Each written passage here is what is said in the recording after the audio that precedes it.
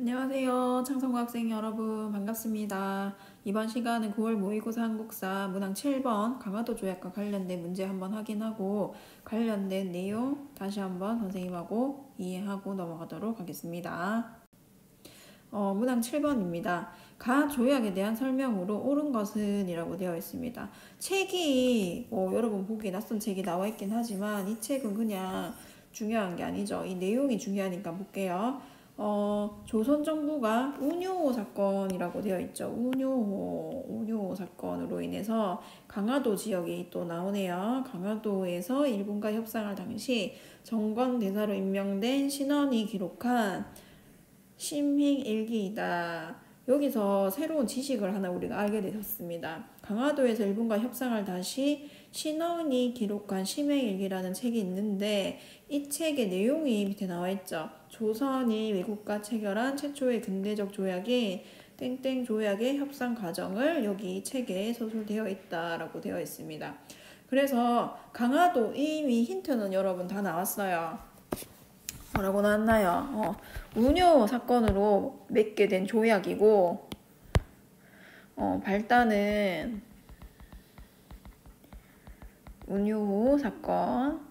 그 다음 강화도에서 맺은 조약이니까 당연히 강화도 조약과 관련된 문제다라는 거. 그래서 이것과 관련된 설명으로 옳은 것을 선지해서 고르면 되는 문제입니다. 정답은 바로 몇 번입니까, 여러분?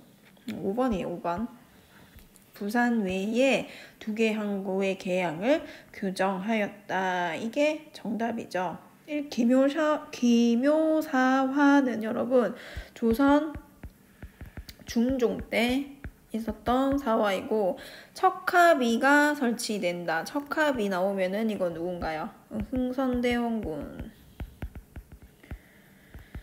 그 다음 임진왜란이 일어나는 배경이 되었다. 이거는 뭐 배경이 되는 사건은 뭐 여러 개가 있을 수 있겠지만 그냥 시기를 따지면 선조 때 일어난 사건이겠죠. 그 다음 묘청이 난을 일으키는 계기가 되었다. 묘청이 난을 일으키게 되는 계기는 뭐예요, 여러분? 묘청이 주장한 거는 서경천도를 주장했습니다. 서경천도를 주장한 이유는 개경파가 너무 이게 득세를 하게 되니까 그에 반해서 서경파가 자기들이 실권을 잡기 위해서 하게 된 것들이죠.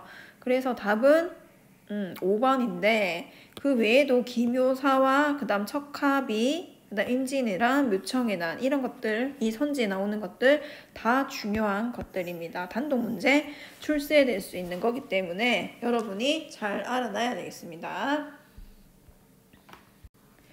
그러면 우리 이 강화도 조약과 관련된 내용 선생님하고 조금 더 살펴보고 넘어가도록 할게요. 이번 문제에서는 다루진 않겠지만 선생님이 강화도 조약과 또 2개의 부속 조약, 부속 조약은 심야 수업으로 온라인 강의 유튜브 강의에도 올라져 있으니까는 그 부분이 또 중요하다고 했습니다. 그래서 그 부분 잘 챙겨볼 수 있도록 하고 오늘은 강화도 조약과 관련된 부분 한번 볼게요. 배경은 이 당시에 흥선대원군 집권기였는데 이제 흥선대원군이 자리에서 내려오고 고종이 직접적으로 친정하는 시기가 되게 됩니다. 그렇게 되면서 조선 내에서 개화하자, 문을 이제 열어서 근대 문물을 받아들이자라는 언론이 대두가 하게 되고 이때 일본하고는 서계 외교 문서입니다. 외교 문서의 발생으로 일본 내에는 우리가 이 일본에서 보내온 외교 문서에 일본군 황제국으로 지나자 우리가 이 문서를 외교 문서를 받아주질 않았어요. 다시 일본으로 돌려보냈습니다. 그렇게 되니까 일본 내에서는 정한론, 일본 조선을 종괄하자는 주장이 대두가 되게 됩니다. 이 과정을 거치게 되면서 이 당시에 일본은 여러분 누구에 의해서 개항이 되었나요? 미국에 의해서 불평등 조약을 체결하고 개항을 했습니다. 그래서 이 했던 것들을 그대로 다시 가져와서 조선에 그대로 자기들이 당했던 것들을 그대로 항의하게 된다라는 거죠. 그래서 일본은 운요를 보내서 강화도를 공격하게 되고 그 다음에 강화도 조약 정식 명칭은 조선과 일본이 맺은 조일수호 조규입니다. 그래서 이 조약의 특징이 중요하다라고 했죠. 여기에 첫째 1조를 보면은 자주국임을 규정했다라고 했는데 선생님 조선이 자주국이다라고 규정한 것은 좋은 것이 아닙니까? 라고 물을 수 있겠죠. 좋은 게 아니죠. 왜냐하면 청과의 종속적인 관계를 부인해서 본인들이 우리나라를 종속적인 관계를 만들려고 하는 거기 때문에 우선에는 청과의 관계를 끊어놓으려고 했던 그런 계략이다라는 겁니다. 그 다음 아까 전에 봤듯이 부산, 원산, 인천 3개항을 개항하게 되고 우리나라 해양 측량권을 허용해 줍니다. 측량권을 허용해 준다라는 것은 우리나라 주권이 침해에 당하는 것에 해당하겠죠. 그렇기 때문에 불평등하다.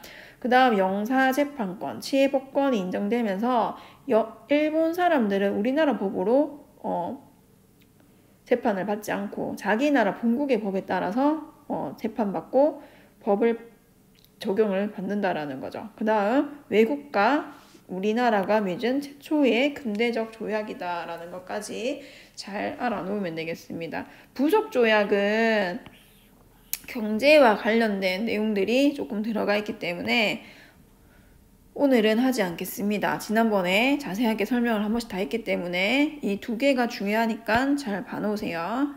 그래서 밑에 선생님이 조약을 가지고 왔습니다.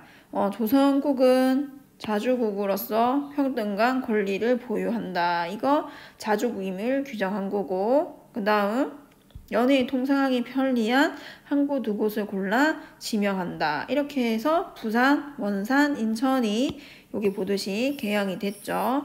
그 다음 해안 측량권을 허락한다. 7관에 그렇게 되어 있고 그 다음 일본국 인민이 조선국이 지정한 강학구에서 죄를 범하였을 경우 조선국과 교섭하여 인민은 모두 일본국의 심리 판결로 돌리고 치해법권을 규정한 내용이 이렇게 나와 있습니다.